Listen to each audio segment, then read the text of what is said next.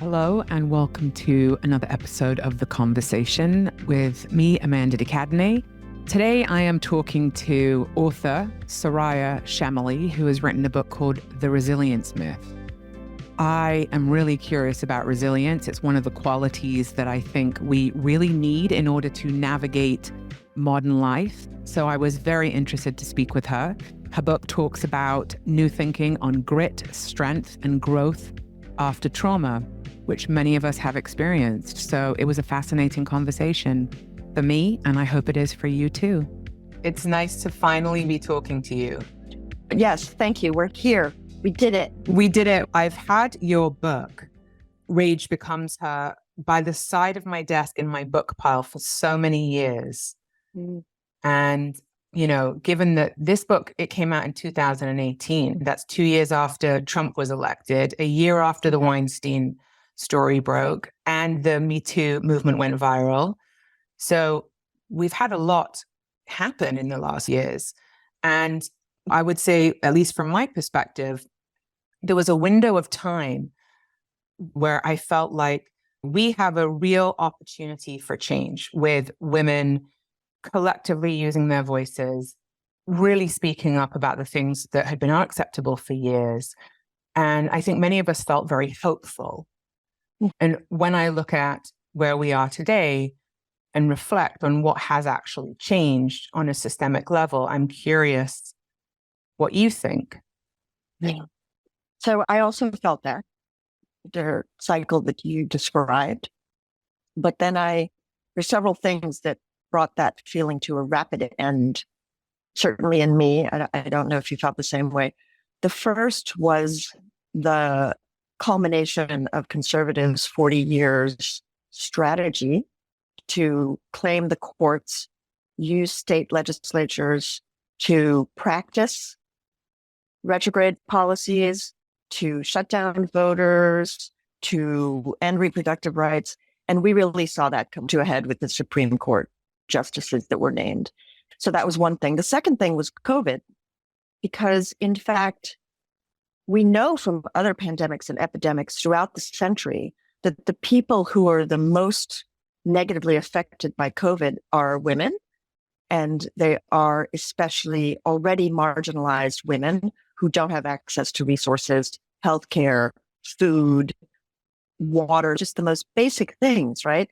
And so the minute the pandemic hit, I was kind of filled with dread for the hopefulness that we had had. Because I remember writing that March or April, an article called How We Could Avoid a Patriarchal Pandemic. And I remember writing it and thinking, we can't avoid what's going to happen. There's just simply no way. And the thing about that is that it's not just the stresses that came in the immediacy of the pandemic, but the disruptions that it's caused, we also know will take 10, 15, 20 years for women to come back to even get to the point where we were before. And so that was deeply dismaying. And then the third thing for me was watching the backlash to Me Too play out. Yeah. I think anybody who's in the world we're in knew that was going to happen, could see it happening. But what was really jarring to me was how quickly the defensiveness of not all men, you're punishing innocent people, you're criminalizing normal sexual behavior. It was so fast and it was so effective because almost immediately the tables were turned so that it became, you've made it worse for women. You've made it harder for women. Backlash is always able to leverage those historic stereotypes and biases and really in the end violence. But I didn't expect it to be quite so fast because honestly, to have millions and millions of women saying these things, and then to see that the response in people, but especially men who felt that they were good men, to have that response be denial or diminishment or doubt was just kind of crushing. Even if I anticipated it, the seeing it happen has been very disturbing. So those three things just were very arresting, I think, to our movements. Yeah, I agree with you with the virality and the scale of which the Me Too movement took life, which was extraordinary to watch and something that obviously was so needed. It was inevitable that whenever one group is losing the foothold of power, that they will retaliate and do what they can to hold on to it. I think the other aspect of the pushback against the Me Too movement was that as time went on, there were unfortunately some women, as in any movement, who will use it for their own personal gain. That historically, that has always been the case, and the Me Too movement was no different. That was the part that I found challenging. Yeah, it's interesting. I didn't have the same response. I also felt pretty strongly that the backlash will always entail women who are enforcers, right? Women who gain power by being the loophole woman, the exceptional woman. And honestly, a lot of it, in my mind, was from white women who were at a nexus, right? Because in fact, we think a lot about intersectionality. When we think about intersectionality or when people talk about it, it's often the case that they focus on Black women and their experiences. But there's also the intersectionality of being a white woman who is socialized to protect men, fathers, husbands, sons, and to protect through men their vicarious power. And so it makes sense. And so I always try and think about the ways in which I resist the urge in myself to think, well, women should know better. Women should do more. Women should align themselves easily and quickly. And to remember that as there are really conservative women who are deeply authoritarian, right? This is a form of authoritarianism. There are also open-minded progressive men who get it. Right? Yeah. Those men are also a linchpin because they need to be vocal. They need to be visible. They need to counteract those other forces and not be silent, not be silent in the boardroom, at the coffee table, at the party, on the golf course. Don't be silent. And I also didn't see that. I just didn't see that happening very often.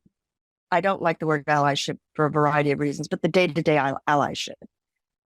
Yeah, it was interesting when Roe v. Wade was not yet cemented in the dire situation that it is currently in. I thought, well, we need men's voices because who is affected by unwanted pregnancies, in addition to women, is the men. They should be speaking up about this. I wanted those voices to be heard, and I felt like there were many men who wanted to be a part of it.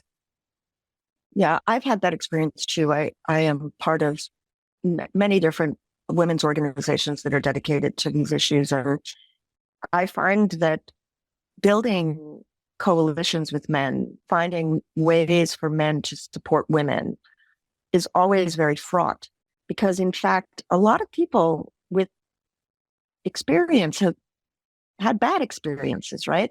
This is the danger because from their perspective, they're like, we tried that, we did that, we tried that. Yeah. And so I don't discount their experiences, but I also feel pretty strongly that it's not just that men want to do it. It is that we have to be honest that men have power that women don't have. Men are in rooms where women are not standing. Men are still capable of only listening to other men. We know that men will listen to men when they won't listen to women. And so we have to find a way to deal with that practically. And so I agree with you. And that's why I think I was doubly dismayed by the men that we call men of good conscience, sometimes men of good conscience who struggled in that moment. Because in fact, I feel very strongly that Me Too, it wasn't just this public outpouring, but it was so deeply personally challenging men's identities as providers and protectors. Women were saying, I want to provide for myself. I want to work. I want to be successful. I want to be paid fairly, which means I don't need you to do that for me. Thank you, though. I'm good. Don't get in my way, right? Your providing role is not working here. And then they were also saying, I'm also vulnerable everywhere to this kind of assault, and I'm tired of it. I'm tired of the street harassment, the guy on the bus, the man in my office, my doctor, whoever it is. And that really dismantled the protection that men feel is their role, because they can't protect women. They can't follow them around 24/7. So Me Too wasn't just saying, this is a problem we have to know. It was saying, you are failing in these traditional masculine ways. And it said it to every man. Yeah, that's a really interesting point. And what that could be felt as is demasculating. And a threat. Like right. It's a masculinity threat, right? Yes. And we know what happens. Like, what is their purpose? Because we're now saying, that is exactly right. Actually, I don't need you for your income because I want to be paid my worth and I'm capable of earning as much as you, if not more. You guys are failing. That's right. And so it was a double failure, right? And so I can understand the psychological defensiveness that comes out of that. And what we know with young men today who are much less feminist than older men. So Gen Z boys and adolescents and young men are much more conservative than Gen X. I have a son who's 17 and he's grown up in a feminist household and he's surrounded by incredible women. And has a twin sister as well. And I have twins as well. You do? No way. How old are your twins? I do. Well, I have a 26-year-old and two 24-year-olds. No way. I have a 30-year-old and two 17-year-olds. Then you had the singleton and then the two. At least you had some years between them. Yeah. Yes. Wow. Soraya, respect. You know. Right? I always laugh. I'm like, you know more now about my life than most of my friends. Yeah. Anyone who's a twin mom, I'm like, whenever people tell me like, oh, I'm a twin, I'm like, is your mom sane? I know, that's right. But in fact, I had 3 girls, so it's very different because you have a challenge. I had other challenges with it being all girls. I have so many friends who have adolescent boys, and I study this literally every day. I am crawling around looking for the information so that I can think about it and analyze it. And these young men, they are defensive and they are disoriented and they feel purpose. And there's been this with kids. If you're going to take something away from a child, you better replace it. You better replace it. And we didn't do that as a society. We just keep taking things away and saying, that masculine thing, we don't need it. That masculine thing, we don't need it. But again, so much of the issue is it takes recentering men, which a lot of people are doing, to say, what do we want young men and boys to, what is their purpose? How can they be in the world in egalitarian relationships with women? And in fact, what I sometimes say, I talk a lot to high school students and college students, and I'm like, just think about this providing and protecting. Women do that all day and all night. We just don't think of it in those terms. So if we can expansively redefine all the words, nurture, providing, protecting, whatever they are, then we can come to better relationships and a better regard for how we help each other, how we serve each other, how we love each other. And that's not a common message. I think it has to be collaborative. I agree. It should not be women defining what men's roles are or just men defining what men's roles are. This needs to be a collaborative conversation. And I did a whole series speaking to men on the conversation because I wanted to. Yes, I remember that. Have those conversations. And a lot of people were mad with me. They're like, why are you giving platforming men? And I pushed back and said, because these are the conversations that we need to start role modeling in our homes, in our communities. Because without men involved, and as you said, we must admit and acknowledge that men do still hold the power in many instances. And so without them on board with the changes that need to happen for women, we're just continuing to smack our head against the wall, metaphorically. And I feel really strongly that those conversations need to happen. And I don't see them happening. There has been very little institutional change. I hate to say this. That's what I was getting at. And what I see in young men more than anything is profound cognitive dissonance because they have been socialized. It's almost a temporal thing. It's as though they're living in the past and girls are living in the future. We've socialized boys to think of manhood in archaic ways, many ways that are just outdated, that don't work for them.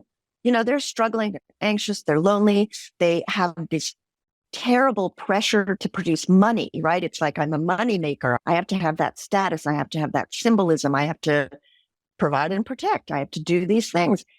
And so it hasn't worked out so well for society. It's not working for them. It's not working for society. It's not working for the planet, right? We know that the planet is really suffering as a result of a lot of issues related to this. But at the same time, girls are like, I'm going to be good. I'm going to find other ways to love. That's why I'm really fascinated that Gen Z girls are like something like 3-4 times more likely to be queer. Oh, And that's yeah. because they're like, I refuse to have this kind of relationship in which the fundamental assumption is that a man will be dominant. That is the assumption in the relationship. It's patriarchy. And it is patriarchy. Even some of the most progressive men I know, if I look at their relationship dynamics, they are still rooted in patriarchy, even though they're wrapped in this liberal wrapper. Yep, and actually, Gen Z are having, I don't know what the current stats are, but way less sex than any other generation. And that speaks to what you're saying about the increase of queer girls in Gen Z. I think that the parameters for sexual intimacy and dialogue, communication has been removed and nothing has been taught in place. And I think nothing's replaced. Although I will say, queer culture and girls and women more broadly do have different standards for relationships. And so they're having them with each other because they're like, I can't find this. I've tried, right? I've tried having relationships. I went through my adolescence. That didn't work so well with boys. There's something, I think, to this idea of threat. There's something to the idea that the way we are still socializing boys in the mainstream to be men, to express masculinity, to claim masculinity, is undermining their ability to have nurturing relationships with each other and with women. Yeah. Well, it's interesting, actually, because I watched my son with his guy friends and they're super affectionate with each other. They don't have the same discomfort with hugging each other or sitting in close proximity to each other on the sofa watching a movie or whatever. And I really like that. That's a good sign. But I have wondered about the pandemic put these kids a few years behind with their exploration with sexuality, interaction with their peers. I'm really curious how things are going to play out. But I do see a lot of girls who are staying away from heteronormative relationships because they're also afraid of boys. They're afraid of men, and boys are afraid of the girls. You know, I've heard from many of my son's friends who are like, oh, you don't want to get a girl who has an accusation about you. It makes me sad, actually. This is what was so disturbing to me recently. I'm on the board of an organization called Equimundo, and Equimundo is dedicated to healthy masculinities, and they do programming all over the world. And now they're focused on the U.S. No matter where you go all over the world, there's political polarization and rising authoritarianism, which has all this masculinity wrapped into it, right? It's kind of a macho fascism and backlash at the same time. But these young men surveyed, so the national survey earlier this year, and more than 50% of adolescent boys said that they believe that a boyfriend has the right to know where a girlfriend is at all times. Wow. That was very disturbing, right? And then there were a couple of other questions along those lines that were similar. More young men trust Andrew Tate and Jordan Peterson than they trust Biden. Oh, for sure. I see that too. For sure, right? And so, I mean, that was an odd juxtaposition to me. Like, why would you pick Biden and then these two guys? Like, there are other people you might pick, right? But suffice to say that... But actually not. Actually not. If you think about... They're role models, you mean? Yeah. Actually, that's the sad reality. That is a problem. Is that we actually don't have alternate role models on either side. Yeah, we don't have very healthy images of men. Right. So that's the examples that are getting picked, right? Biden on the one hand, and then Jordan Peterson and Andrew Tate. Right. I mean, the fact that we can't think of like 10 on the side of Biden and 10 on the other side. We don't, we have a handful, maybe. That's part of the problem. I'm writing about this right now and I'm obsessed with this. I'm like, okay, so there are all these signals in the culture that tell boys very early on that they're superior and dominant. So like by the time kids are 6, both boys and girls. So when they're 5, they associate brilliance with both men and women. But by the time they're 7, that's no longer the case. And girls and boys associate genius and brilliance with men and not women as much. So they start that divergence when they go into schools, right? Which is probably the role models that are highlighted, and it's probably the historical 100%, figures. Yeah. Right. Yeah. All the athletes and just the people we idolize, right? And so there are all the things in the culture that we know about. I mean, especially as creative people, right? We understand the power of the images and the power of the statues and the power of the stories. But in the end, what so many of these social mores do is promise dominance. So when girls and boys have to compete as equals, if you lose to another boy, you're not failing as a man, you're just competing, and he was better. They lose to a girl, all of a sudden that's a shameful failure of masculinity. But is that culture or is that just DNA? I think it's culture because there are examples that you can see the way stereotypes change and that will shift. So in certain fields, that's not as evident. But in STEM right now, it is, right? So in STEM, even starting in elementary school in math classes and science fairs, in technology competitions as they get older, you might have a team with boys and girls, and the boys will ignore the girls' contributions, minimize her insights, not listen to her when she speaks, but they'll prop each other up. There are all these studies about how to engineer around bias by changing the built space and by intervening in ways that interrupt the ability for people to make decisions without realizing that they're making a biased decision. It's interesting. Obviously, I've got boy-girl twins, and I spent so many years speaking to teachers saying, I've looked at a list of poets that are being read this entire year in the 10th grade, and I've noticed that they are all men. Right. Number one, why is that? Number two, why are you excluding some incredible female poets? I did the same thing. Yeah. And you're the troublemaker. Yeah. Yeah. And, my kids were like, oh, can you stop doing that? And I was like, no, because it's not just you, it's every other kid that is taking photography this year and isn't getting introduced to any female photographers, any trans photographers, and same with poets. So no, I'm not going to stop doing it. I said to my husband at one point, I'm done here. I'm exhausted. You have to be the person. You have to be the person that shows up, that says the things. Frankly, it's going to be easier for you anyway. And so I'm like, you can just march your white male privilege in there and say hard things because I'm exhausted. Yeah. But I do think it matters. And it's shocking to me that we're still having these conversations. Like genuinely shocking. There's that great meme that was going around on social media of a much older woman holding a sign saying, I can't believe I still have to do this shit. I can't believe I still have to do this shit. And it's like, I'm like, yes, sister, I cannot believe it. You've probably heard about probiotics and the importance of a healthy gut microbiome. Well, I've got some news for you. Over 15 years of research on the vaginal microbiome have revealed that our gut isn't the only part of our body that thrives on an optimal microbiome. For years, Seed has been my go-to for improving my family's gut health, so I'm excited that Seed has launched VSO1 Vaginal Symbiotic.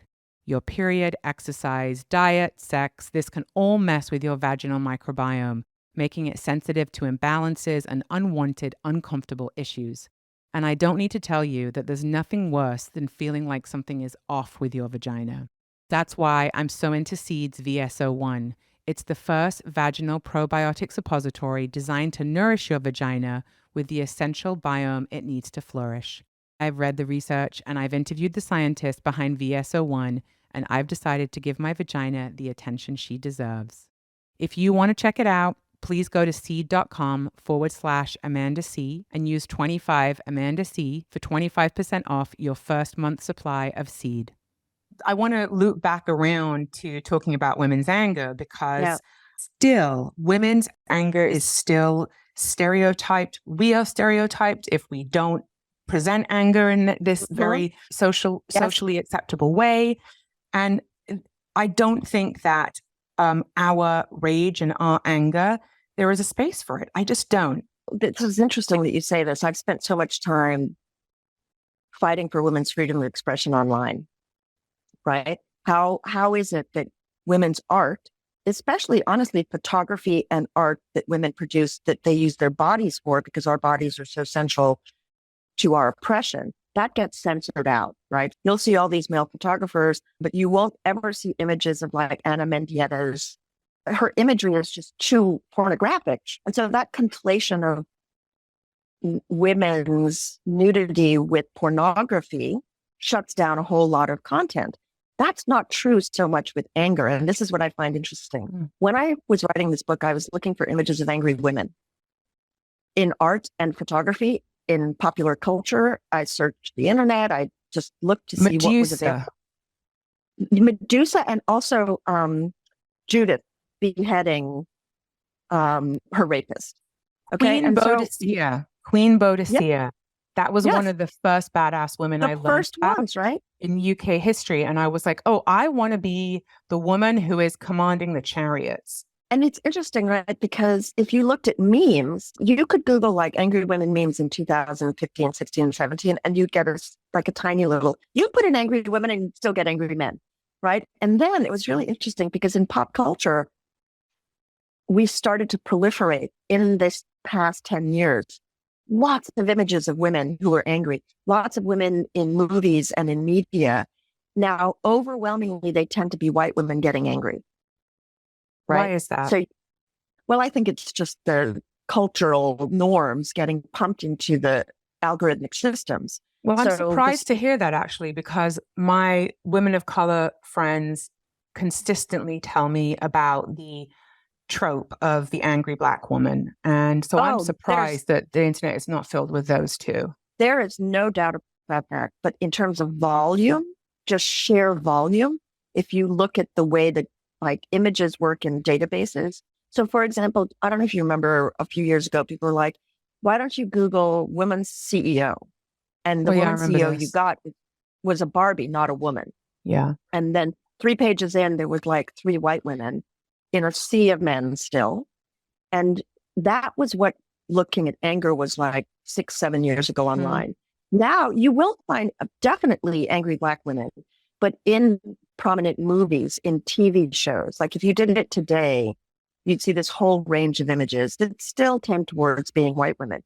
But that trope of the angry Black woman, it really had its pinnacle efflorescence, of course, in the public imagination, I think, with Michelle Obama becoming the first lady, right? Like Black women don't have to do anything. They just roll out of bed in the morning and someone's going to consider them angry. And that isn't changed at all, right? Like you can think of all the women candidates that have run for office, for example, or you think of Kamala Harris and how circumspect she is and how careful she has to be. And I just think that's enduring. Oh my God, how exhausting. Yes. I mean, the amount of energy and self-monitoring and, time that is spent making sure that communication does not have a tinge of anger or frustration in it, because immediately you're dismissed. Angry woman. Yeah. I find it exhausting. Like I always joke that all I have to do to be considered angry, and I imagine this is the case with you too in some places, is walk into the room. Oh yeah. Literally just walk in, right? And so I think what I tried to do in the book was point out, particularly for young women and for girls, so that they could understand what was happening. No one ever explained to me what was happening. If a girl is assertive, or if she's aggressive, or if she's angry, are 3 different things.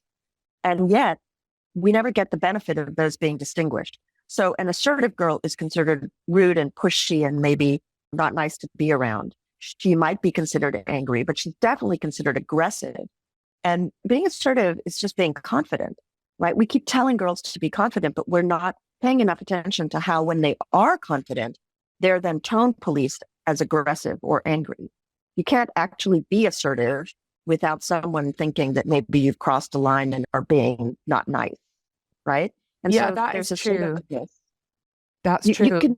You can try and be assertive. I mean, I am 3 very assertive girls, and it makes people uncomfortable. Yeah. because they won't necessarily be smiling too. This is the thing. You and I both know this. If you are an assertive woman, you actually benefit from, and this is interesting because I think this is what people think of as manipulation. But if you're socialized to understand that you're going to be punished for expressing your thoughts, then you soften it by signaling femininity. Yes. Right? You wrap it in that. You might smile more. You might wear makeup to go to a meeting. You are going to try in any way possible to have people listen to your words, which means you have to allay their levels of anxiety that you're transgressing in your gender, because your words are going to be transgressive enough. And so being able to say to someone, I'm not angry, I'm just competitive and aggressive, just like you are. Being able to say, wait, why are you saying I'm being rude? I'm just assertive. I feel very deeply about this and I know what I'm talking about. Right. And so to force people to consider the difference between assertiveness, aggression, and anger is useful, at least it has been to me. I'm like, no, actually, I'm not angry. Listen to me. If I were angry, you would know that I was angry. You feel like I'm angry because you're uncomfortable with what I'm saying. That's different. You've raised a great point about being able to differentiate between those three. When I'm thinking about my own daughter, my 17-year-old, who is very assertive, very opinionated, and doesn't wrap anything up at all. She's just very direct. She said to me yesterday, I think that you interpret me just telling you what I'm thinking as being hostile. And I was like, oh, hang on a minute. Am I doing that? Do I have internalized patriarchy going on here? And, absolutely, I do. I absolutely do. Yeah. I worry. I'm like, oh, yeah. Is there ever a space for a woman to express anger in a way that isn't in a calm voice to say, I'm angry with you? One of the more interesting things I found out about the way men and women are taught to deal with rage or their emotions is that we have a model of anger in or anger out, right? You and I just use that language. We keep the anger in and then it hurts us, right? But in fact, men express anger that way. And it's the norm that we learn to think in terms of. Men keep it in or they put it out, right? They yell or they scream or they say they're angry or they punch something. There are lots of dysfunctional ways of expressing anger, and we associate that with rage. Women have a different mode of getting it out. Women will get it out, but in a way that doesn't hurt their relationships. For women, it's anger in relationship or anger out. So similar to rage rooms, for example, my mother would throw plates. She would literally just throw plates. And that enabled her to get the anger out. And she kept the anger out of her relationship with my father because she wasn't actually sitting with him and saying, I'm so filled with rage, it's eating me up because you've done this repeatedly and you're not being considerate or whatever the issue was. So she wasn't connecting the emotion of why she felt the rage to the issue with your father and going to him and saying, this needs to change, or because she, like so many of us, are socialized to keep that emotion out of relationships because we are tasked with maintaining relationships, kin keeping, nurturing. And so we learn to think that anger will break those relationships, which is for it us will a lot of the time. If you bring that anger to your partner, more often than not, if it's not in a little box with a pink bow on it, this is not going to go. That's true, especially in heterosexual relationships. Not all partners, right? In lesbian relationships, in queer relationships, in gay relationships, there's a lot more emotional egalitarianism and intimacy as a result. In heterosexual relationships, 100% agree with you. And that's because when women express anger, men see it as selfish in those relationships. They think the woman is being needy and selfish. And so what women end up doing, because they dread the response or they fear retribution or they don't want someone to get angry at them, is that they express their needs in terms of sadness or fear. And that then confirms gender stereotypes and allows the man to feel protective.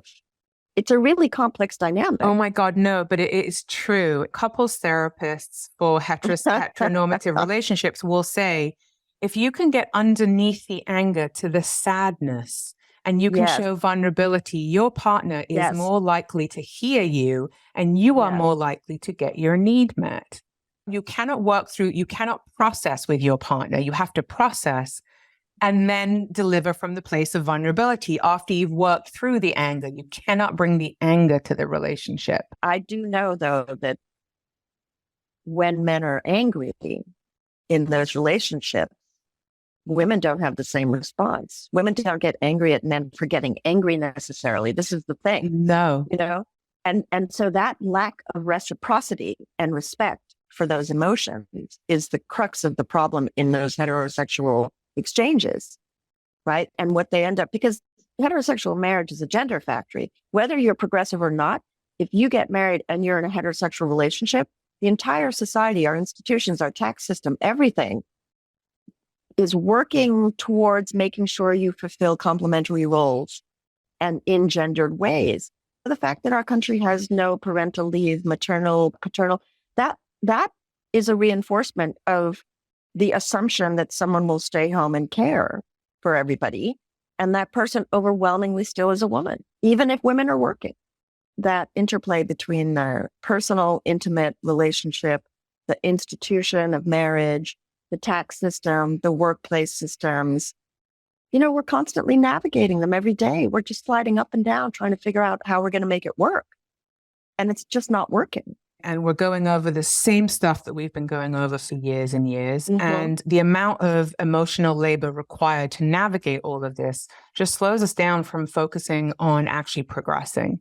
That's why it feels like Groundhog Day to me so much of the time. It really does. It's really demoralizing at this stage. And it's really rinse, wash, repeat. We did this in 1988, in 1992, in 1999, in 2005, 2010. And I will say this, though. The change is slow and steady and incremental, and there are 2 steps forward, 1 step back. So it doesn't feel good. But I can step back and I can say, there are improvements in certain ways. There is more freedom. There's a different context. Other than with our reproductive rights. Yes. Although I have to say, I sobbed when the Dobbs rule. I cried. I was very upset. But in the end, part of me is like, it's kind of a relief, because if you were a person, like I wrote about erosions to reproductive rights in state legislatures for years, and many people, activists, journalists, thinkers, were raising red flags and saying, my God, pay attention. And it was always dismissed. And it was dismissed, frankly, by a Democratic Party that could take things for granted, especially Black women voters, right? Like, just please understand reproductive justice. They wouldn't even use the language of reproductive justice. It's almost as though people have to see it and experience it to believe it, because in fact, we knew, we talked about it, we marched, and yet it happened. Yeah. And so now, unfortunately, a lot of people will be hurt. A lot of people will be impoverished. Our maternal mortality rates and infant mortality rates are going up.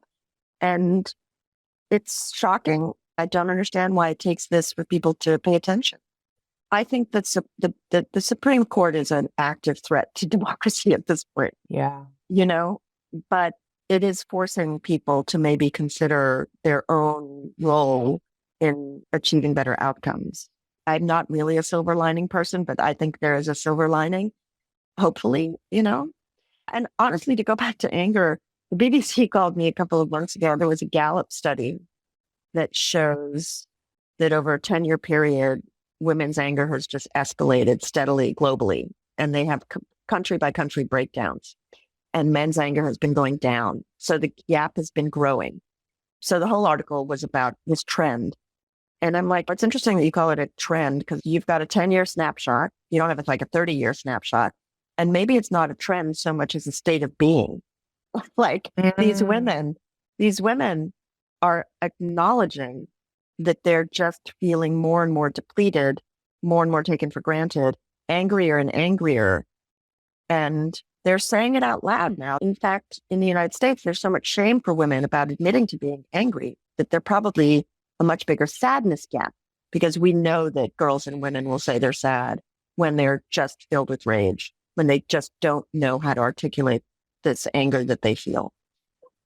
So it's definitely not abating. It's not going away, I know enough about my own anger that anger turned inwards becomes depression and manifests in all kinds of ways. I believe that. I feel like for so many years, my work was generated from my rage at the oppression I felt as a young, beautiful, smart, opinionated girl. Yeah. And my advocacy for women and for creating a space for women to be heard and seen and valued for their ideas, their creativity, and to be paid accordingly. I feel like all of that came from my anger at the oppression I felt. I think probably last year it hit me where I was like, what would happen if the impetus wasn't rage? I had the same thing happen. Really? It was such a clarifying emotion to me. Honestly, from the time I was very young, I knew exactly what was going on in my mind. And I always laugh. I'm like, people think it's irrational. This is super rational emotion for me. It is the clearest knife through any bullshit. First of all, the anger will burn you out. And the problem we all have is that the anger doesn't have a lot of uptake because, again, we don't have the power to make the change ourselves. And that forces us to conform to self-destructive and self-undermining systems and all of those things. But I'm still struggling with the question you asked, which is how do I sustain my levels of engagement and commitment without that all-consuming impetus? I am 100% in the same place. Yeah, Soraya, I don't have much clarity on it other than there's a possibility that what I do in the world may need to change if I let go of that impetus. And I'm having to be okay and be open to the fact that may be the case. I don't know yet. It might not be, but if indeed it turns out that it is actually optimal for me to let go of that impetus, I'm going to have to see what happens and be open to whatever it is. A few years ago, just 2017, my husband got very ill, very, very ill. And thank God he's fine. That happening accelerated the process for me that you're describing. I think it would have happened anyway. I think naturally I would have come to that conclusion. But the fact of his being so sick at that time, and then COVID happening, right? It was like he got cancer and then COVID happened. And it forced me to reorient everything and to think much more deliberately about what I could do and what would yield in my mind the best influence, right? For whatever my energy is worth. Sure. How am I going to spend it? And spend it in a way that isn't self-harmful, right? Like that isn't depleting me because I cannot actually afford to be exhausted right now at all. Exactly. Yeah. Soraya, that's what happened to me because my dad died from cancer last year, a year ago now. Oh, I'm sorry. Thank you. And the gift of his death was this complete recalibration and reframing in literally exactly what you're describing. Right. That I am here for an infinite amount of time. I only have so much energy. Where do I want to put my focus and my time to be the most effective that isn't detrimental and damaging and draining to me?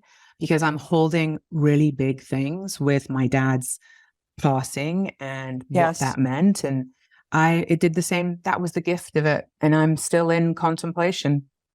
Yeah, it's interesting that you say that because in fact, my husband got sick, COVID hit, and then my father died in another country and I couldn't go.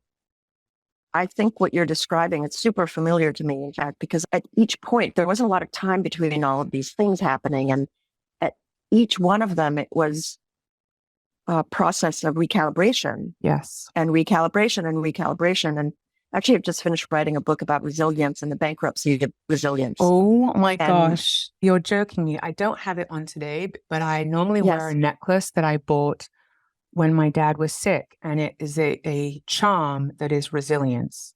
Because what I realized was that resilience and what the resilience felt like and looked like was what was going to carry me through. And the outcome of my life was dependent on my resilience quota, my ability to be resilient. And it's not that life isn't going to happen and that deaths aren't going to happen and epic losses aren't going to happen and trauma isn't going to happen. It's how do I process that? And how do I sustain? What is the quality of my resilience? I don't know if you had this experience, but what I found was that the ways in which I could be resilient, the ways in which I had any control over the resilience, by the way, right?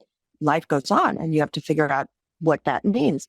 But they were antithetical to what I ended up thinking of mainstream myths about resilience, about self-sufficiency or grit or mental toughness, all of which are really toxic, applauded, but toxically individualistic, isolating. Oh yeah. You know, they separate you from what you need exactly when you need it the most. I think for me, letting people close to me know how not okay I was. Right. Which was very hard because I'm the person that everyone goes to when they're not okay. And I was then having to say, I'm not okay. I'm not okay. I think that vulnerability, allowing community to support you, being really, really honest about where you're at and saying you need help was literally a lifesaver for me. Yes, that's right. I looked at so much research about resilience, and especially when COVID happened, there were lots of articles about how to teach your child to be resilient. And the striking thing to me was how many of those articles, I think I found 3 major articles, like New York Times, Time Magazine, and one other, and they were resilience parables in which men talked about taking their children into the wilderness and forcing them through a grueling hike so that they would develop character and learn how to persevere. And I was like, that's not resilience. Well, that's like gendered. That's a stereotypical gendered perspective of resilience. Yes. But it means the onus is on you as an individual to be tough and to, in those instances, to be tough and also to set aside your discomfort and your pain to reach a goal. And there were all of these sort of mythologies wrapped into it. I think that's a capitalist concept. Absolutely. Again, forcing and pushing through. Yes. I'm in a women's group and we've met every single Wednesday for 4 years now on Zoom, all the way through COVID. And my little group of ladies, I mean, the 17 of us, and multi-generational, from age 24 is our youngest, all the way up to 68 is our oldest lady there. And so it's intergenerational wisdom and allowing my group of ladies who actually, many of them came to me and said, you need significant help and here's what it could look like. And we already spoke to these people and you can call them. And that little community of ladies and me, it was only by me being willing to let them see quite how emotionally bereft I was that they were then able to say, here's what we think, here's some help if you want it. Right. But if I hadn't allowed that vulnerability, nobody would have known. That's so interesting. I have a chapter called Soldiering On, which is about this ideal that somehow we should take our models of resilience from war, militarism, being a soldier, fighting, and what that means if we changed our metaphors, if we changed our language, if we actually accepted the fact that our soldiers, for example, are not doing so well, right? Just the veterans are suffering terribly from perpetual war. And now hundreds of millions, billions of dollars have been spent on resilience programs that are simply not working.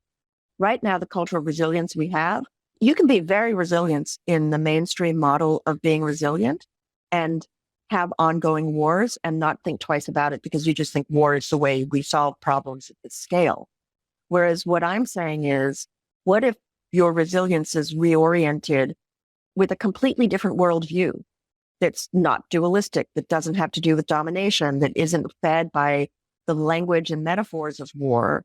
What does that look like? There are many cultures around the world, certainly indigenous cultures, that have completely different worldviews, completely different orientations towards nature or towards people who are different. And yet that's what's been erased through a process of imperialism and colonialism and enlightenment knowledge systems, right? Yeah.